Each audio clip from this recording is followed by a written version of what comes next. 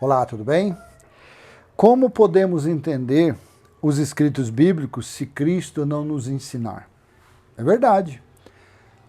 Se você tentar aprender, entender os escritos por sua livre e espontânea vontade, conforme o seu desejo, sem pedir uma direção, sem estar concatenado na parte espiritual, sem estar confessando Cristo em você, dificilmente você conseguirá entender a Bíblia. Dificilmente. Você vai lendo uma coisa, de repente aparece um escrito que coloca uma pedra no meio do caminho, coloca um enrosco, aí você fala, e agora? Como que eu vou sair dessa encruzilhada? Como que eu vou sair desse labirinto? Então, se Cristo não nos mostrar, porque assim nós confiamos, nós cremos que os escritos inspirados por Deus são proveitosos. Claro que tem muitas coisas adulteradas, muitas coisas tendenciosas. E outra coisa, isso daqui passou por mão de milhares de homens. Desde os papiros, desde dos pergaminhos, né? Partes que foram acrescentadas, porque não foram localizados todos os escritos, foram localizados só apenas alguns. Então foi acrescentado coisas. Olha aqui, Apocalipse capítulo 4, versículo 8. Olha que interessante isso aqui. No texto eu estou com 3 textos abertos. 3 textos. O da Nova Almeida Atualizada, da Almeida Corrigida Fiel e da NVI. Eu vou ler nos 3 para você. Apocalipse 4, 8. E os 4 seres viventes, tendo cada um deles respectivamente 6 asas, estavam cheios de olhos ao redor por dentro. Não tinham descanso, nem de dia nem de noite, proclamando: Santo, Santo, Santo é o Senhor Deus, o Todo-Poderoso, aquele que era, que é e que há de vir. Olha aqui a palavrinha, e que há de vir. No texto da Almeida Corrigida Fiel, vou ler só mais ou menos aqui, ó. Santo, Santo, Santo é o Senhor Deus, o Todo-Poderoso, que era, que é e que há de vir. Na NVI, também aqui no final, Santo, Santo, Santo é o Senhor, o Deus Todo-Poderoso, que era, que é e que há de vir. Então, aqui no capítulo 4, se você pega aí esse escrito, conforme está esse versículo, você fala, tá vendo? Aqui está falando que ele ainda virá.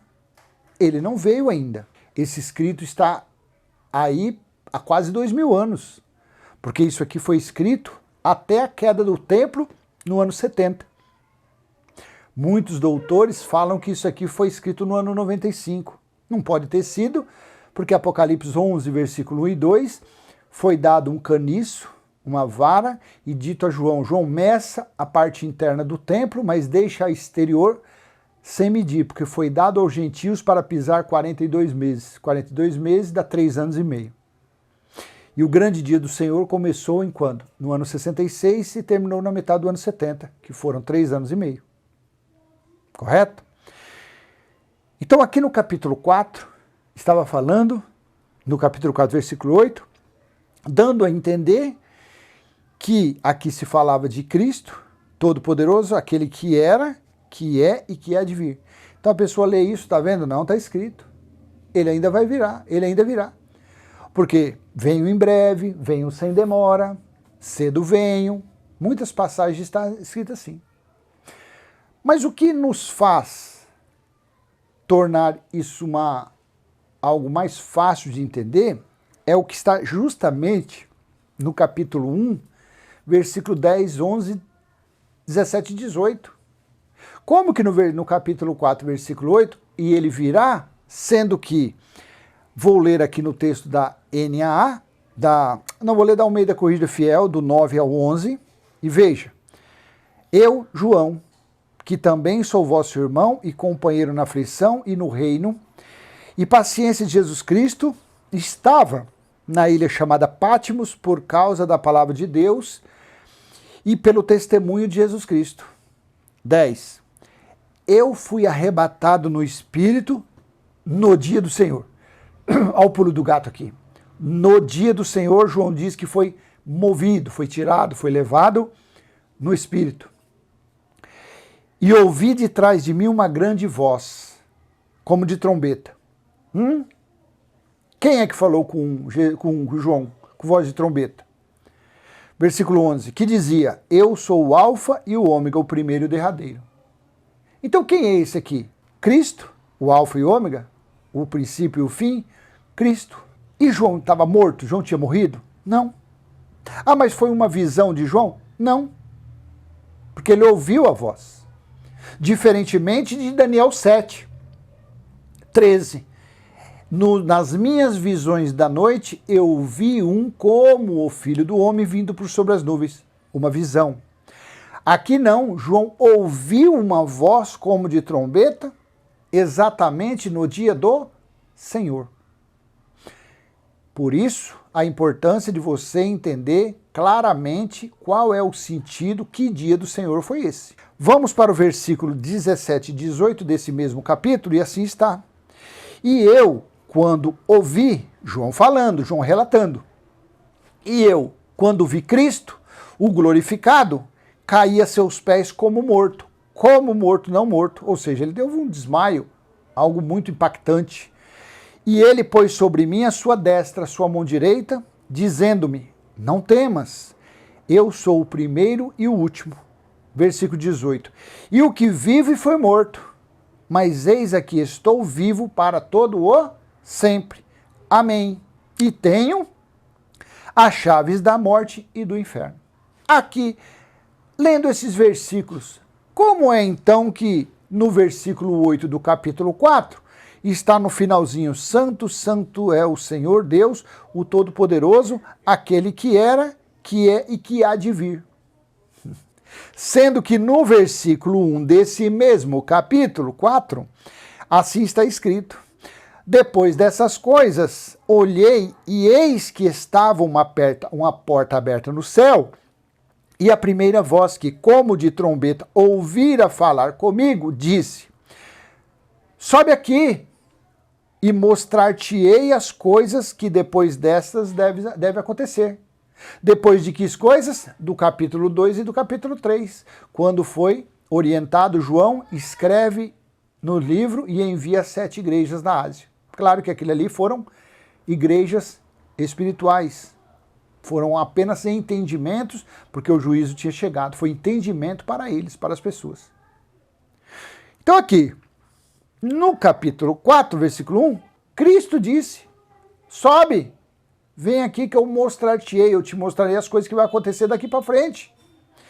Versículo 2, e logo fui arrebatado no Espírito, e eis que um trono estava posto no céu, e um assentado sobre o trono.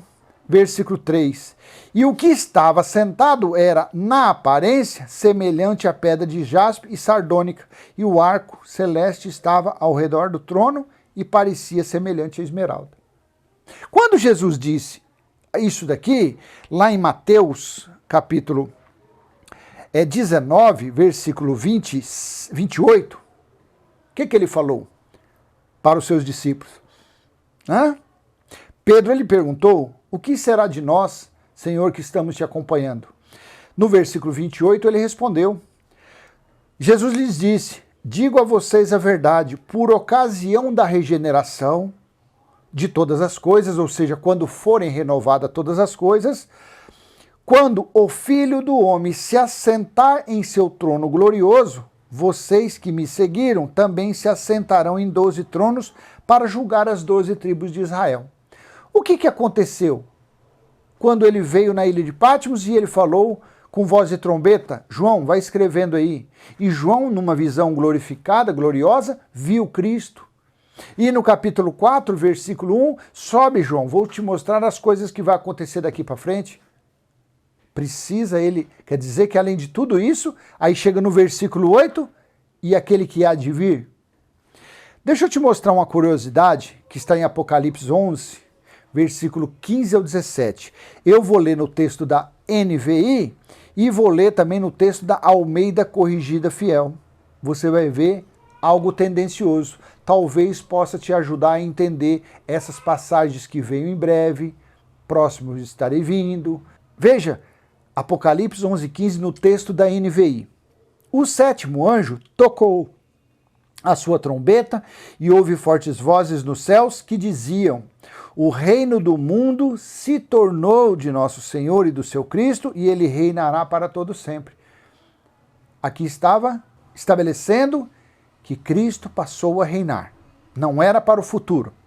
Versículo 16. Os 24 anciãos que estavam assentados em seus tronos diante de Deus prostraram-se sobre seus rostos e adoraram a Deus. 17. Dizendo: graças te damos, Senhor Deus Todo-Poderoso, que és e que eras, porque assumiste o teu grande poder e começastes a reinar.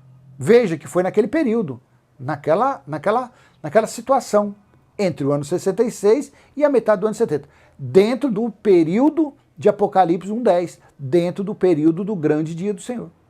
Mas aí eu pego aqui no texto da Almeida Corrigida Fiel, olha o perigo, no versículo 17. Eu vou ler o versículo 15 ao 17. E o sétimo anjo tocou sua trombeta, e houve no céu grandes vozes que diziam: os reinos do mundo vieram a ser de nosso Senhor e do seu Cristo, e ele reinará para todo sempre. Beleza? Respeitando o tempo que João estava falando, respeitando o que estava acontecendo naqueles dias. Versículo 16. E os 24 anciãos que estão assentados em seus tronos diante de Deus, prostraram-se sobre os seus rostos e adoraram a Deus. 17. Dizendo: graças te damos, presta atenção agora, graças te damos, Senhor Deus Todo-Poderoso, que és e que eras,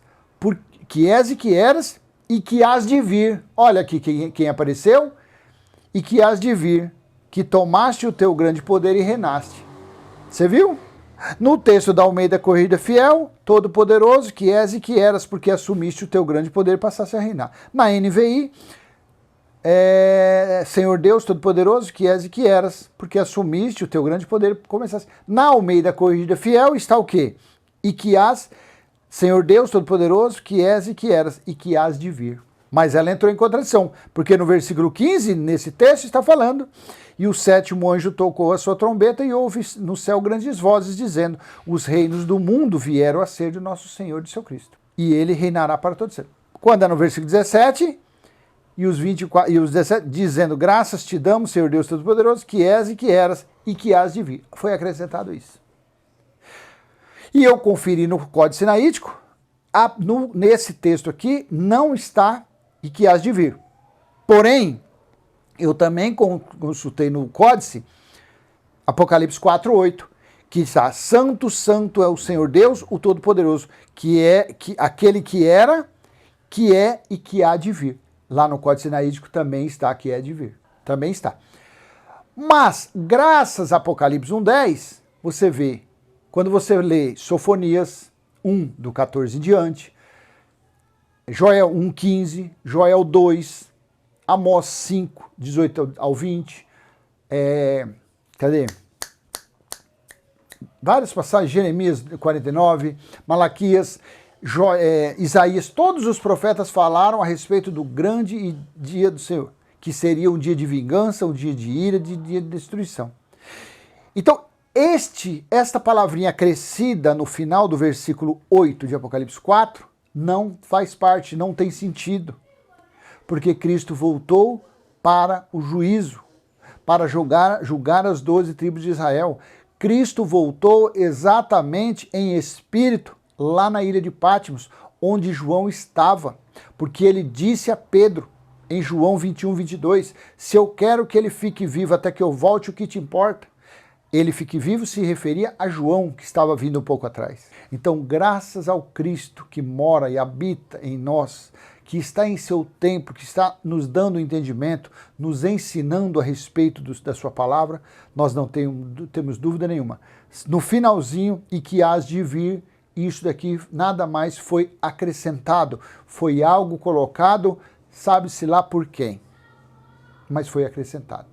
E quem desmente isso, quem prova que isso foi acrescentado no finalzinho, é Apocalipse 1:10, que foi o grande dia do Senhor. Por isso que nós, como podemos entender os escritos bíblicos se Cristo não nos ensinar? É isso daí. Graças a ele, ele mostrou o que é o que significou o grande dia do Senhor, e conforme esse conhecimento nós conseguimos identificar diversas passagens bíblicas que são tendenciosas, que estão nos livros, principalmente no livro do Apocalipse, tá bom? Então eu vou deixar essa mensagem com você, espero ter sido útil de alguma forma, e se foi, curte, comenta, compartilha, se inscreve, ative o sininho e faz o seguinte, busca aí nas referências que você tem, Apocalipse capítulo 1, versículo 10. Procure, estude todas as passagens que você achar em todas as profecias, quando Paulo disse, quando Pedro disse sobre o dia do Senhor. E você vai se escandalizar. Você vai aprender que Apocalipse 1:10 foi o grande julgamento de Deus contra a nação de Israel, contra as 12 tribos de Israel. E ele voltou e ele estabeleceu o seu reino. Cristo reina, já vai fazer há quase 2000 anos. Ele está reinando, o território todinho é dele, nada mais pertence a Moisés, a não ser as religiões, a não ser esses templos, infelizmente, que são de fraude, de mentira, de engano e de roubalheira. Tá bom? Até a próxima. Tchau, tchau.